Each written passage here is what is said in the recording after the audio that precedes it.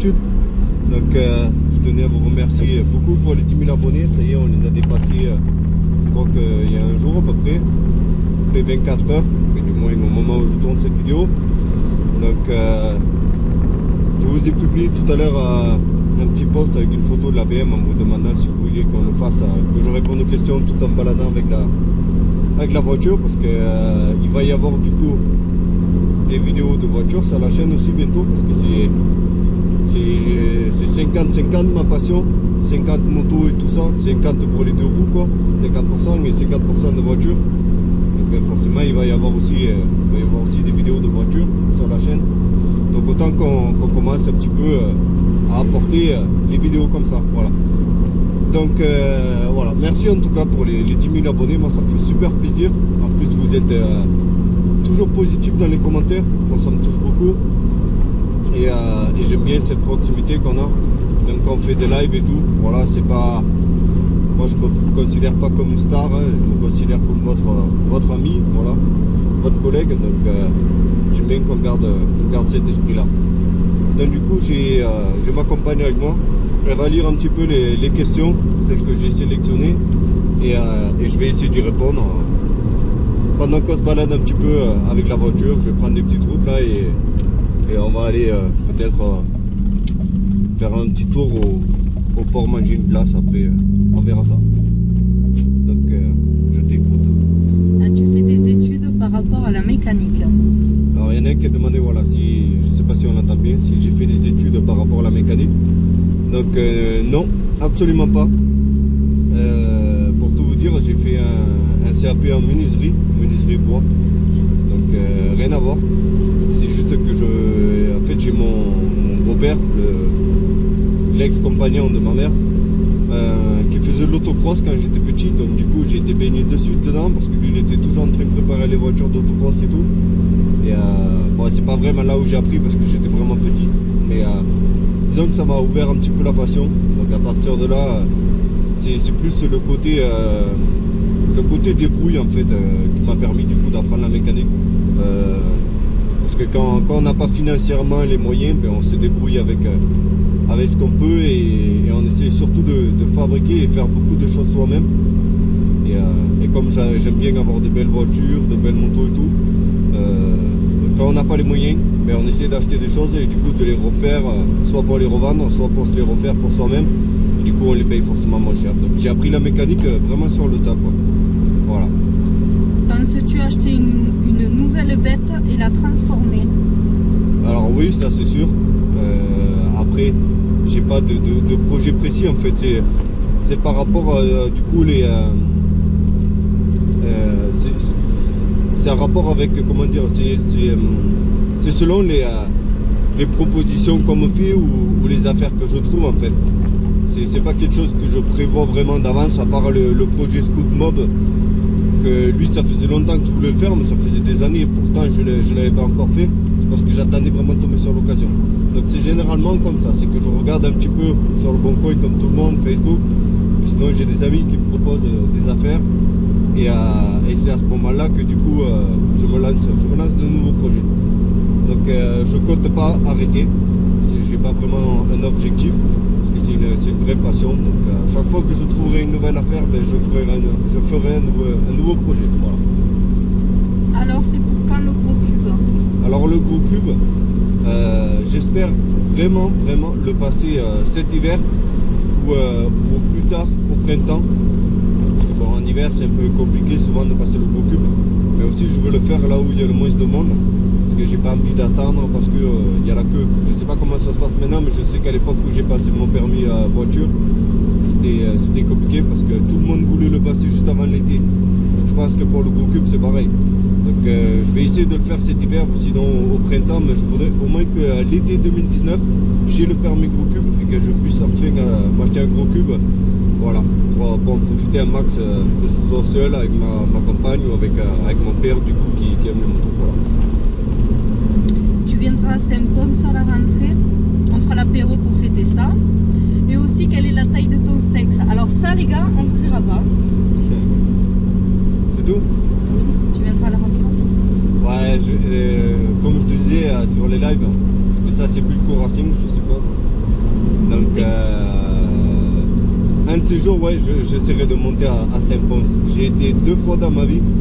Une fois pour la fête du champignon, je sais pas quoi, il y avait une espèce de fête du terroir là-bas. Et ouais, j'essaierai de venir à Saint-Pons, te faire un coucou et j'espère que tu auras au moins un petit engin à me faire essayer. Voilà. Tu es d'où? Oui, je suis doux. De nature, je suis doux. Ouais. Non, alors actuellement, j'habite à Narbonne, dans l'Aude, dans le 11, département 11. Sinon, à la base, je suis du Danemark. Voilà, le pays, le Danemark, au-dessus de l'Allemagne, la Scandinavie. Et j'ai vécu ici jusqu'à l'âge de 14 ans. À 14 ans, je suis venu en France. Voilà. Quelle est ta première moto? Alors, ma première moto, alors j'ai eu une moto quand j'étais jeune, alors il faut que je regarde où c'est qu'on va. Quand j'avais l'âge de 10 ans à peu près, on m'a acheté une mob, c'était un Suzuki Samurai. Donc je sais pas, je pense qu'il ne doit pas y en avoir beaucoup qui connaissent ça. Mais voilà, c'est une mobilette à 2 vitesses. Suzuki Samurai, voilà. Mais sinon, ça c'était vraiment sur la moto sur laquelle j'ai appris à conduire un petit peu. Mais sinon, moi personnellement, ma vraie première moto, c'était à l'âge de 14 ans, quand j'ai passé mon BSR. C'était un Derby Senda R. Donc c'est les Derby qui ressemblent un petit peu au Bultaco, mais avec une sorte de garde-boue arrière en Lego là. Vous pourrez regarder, donc c'était un Derby Senda R de 97. Donc c'est assez vieux, voilà. Depuis quand ou quel âge fais-tu de la moto? Alors, j'en ai fait. Alors, où c'est qu'on doit aller? Là-bas, on n'est pas allé là-bas. Alors, j'ai fait un petit peu de. J'allais dire à 14 ans, mais j'ai fait un petit peu de motocross ici au Danemark avant de venir en France, pendant 1 an à peu près. Donc, je dirais que j'ai commencé. J'ai commencé vraiment la moto à l'âge de 12-13 ans. Voilà, à 12-13 ans, j'ai commencé à faire un petit peu de motocross et après c'est vraiment à 14 ans quand j'ai eu le BSR que là je me suis collé à fond et voilà. Comment tu t'es fait mal aux mains? Alors apparemment ça serait avec un produit que j'aurais touché ou que j'aurais avalé, du nickel ou quelque chose dans le genre. Une sorte de réaction en fait qui m'a fait avoir de l'eczéma et des brûlures sur les mains. Du coup j'ai perdu toute la peau. Voilà. Est-ce que ton fils est un futur motard? Alors je pense que oui. Parce que déjà tel père tel fils, moi je le force pas. Mais bon, c'est vrai que dès que je fais de la mécanique ou que j'ai le malheur de l'amener à mon garage où j'ai les motos quoi, il est à fond quoi, il me lâche pas. Que ce soit ma voiture ou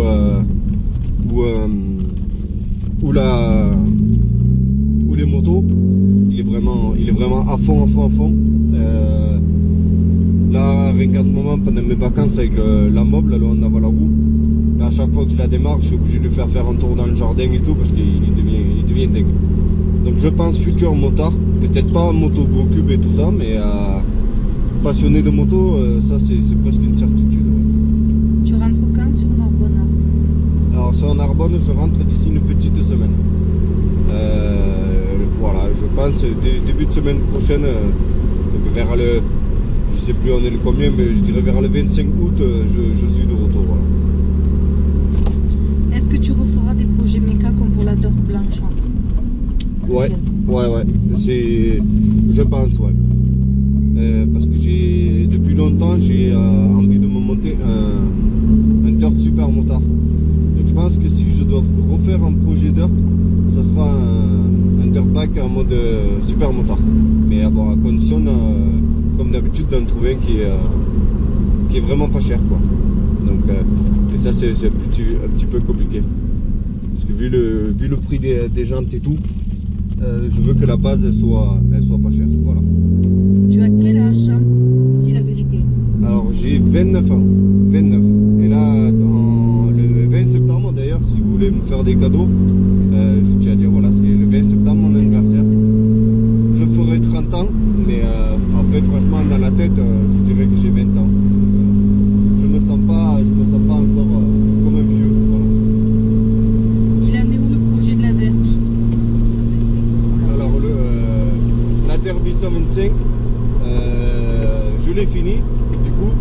et je l'ai revendu. Parce que comme je disais, il me semblait que j'en avais parlé dans une vidéo, mais cette moto elle me plaisait pas du tout. Esthétiquement, je la trouvais super belle. En plus, vraiment, quand je l'avais fini là, elle était vraiment magnifique. Absolument aucun reproche côté esthétique. Elle était ultra propre. Mais par contre, c'est la partie cycle. La partie cycle et la position de conduite, la conduite, tout ça, j'aimais pas du tout. Mais pas du tout, du tout. Pour ceux qui me suivent depuis le début, au début de ma chaîne, j'avais un 105 CH Racing avec le même moteur que sur la Derby, qui était complètement défoncé, vraiment pourri, et pourtant je me régalais 1000 fois plus. Donc la partie cycle, position de conduite, tout sur la Derby, je n'aimais pas du tout. J'ai fait 2 tours avec, j'ai eu le temps de l'assurer et tout, et ça me plaisait pas. Donc je l'ai revendu du coup pour débloquer des fonds, me faire un billet dessus et passer à autre chose tout simplement. Voilà.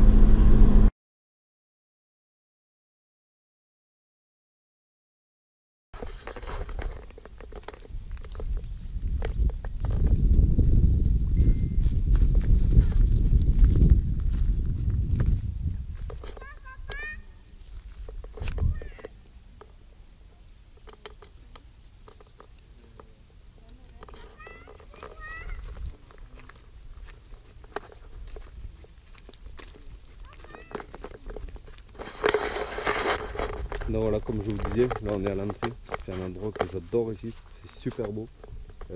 Là-bas au fond, il y a une forêt là-bas, du coup avec la plage derrière et tout. Là-bas c'était je crois le plus grand parc éolien, je crois que ça a été dépassé maintenant. Mais sinon c'est le plus grand parc éolien en mer qui existe, qui est juste là-bas là. Il y a je ne sais combien d'éoliennes, je ne sais pas si on va le voir. Et là, il y a un château, je ne sais pas si on va le voir là, mais juste magnifique. Malheureusement c'est privé, on ne peut pas le visiter. Il est en ponton avec une île et tout. Voilà. Personnellement, j'adore vraiment ce coin. C'est très très calme.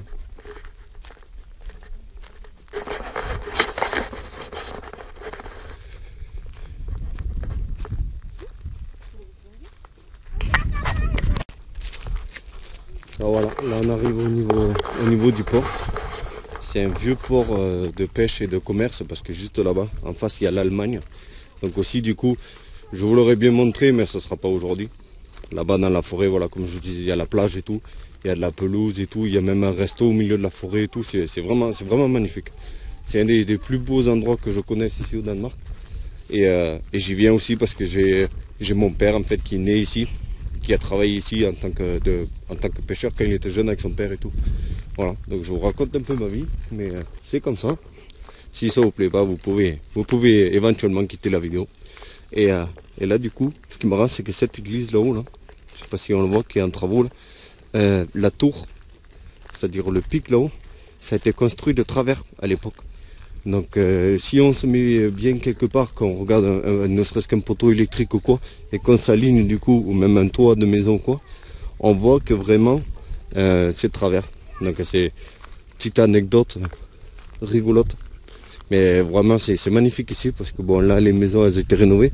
Juste derrière là où on roulait tout à l'heure dans le vieux village, c'est vraiment des maisons d'époque. Donc là vous pouvez vraiment voir à l'ancienne toutes les vieilles cabanes là.